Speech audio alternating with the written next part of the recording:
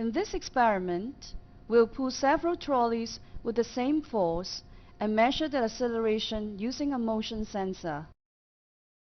We'll find out how the acceleration is related to the mass of trolleys.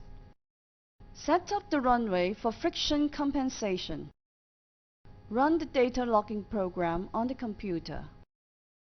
Start data recording and pull a trolley down the runway with 2 elastic threads. The elastic threads are stretched by the same amount all the way.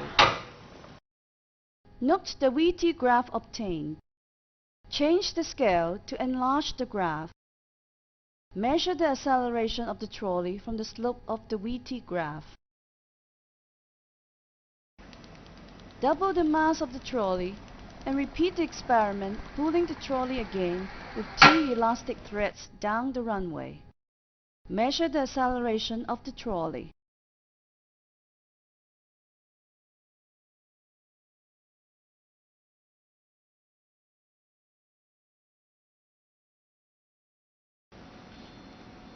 Triple the mass of the trolley and repeat the experiment, pulling the trolley with 2 elastic threads.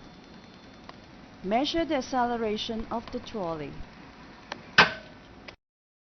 Put the results of acceleration in meter per second squared and mass in number of units in a table.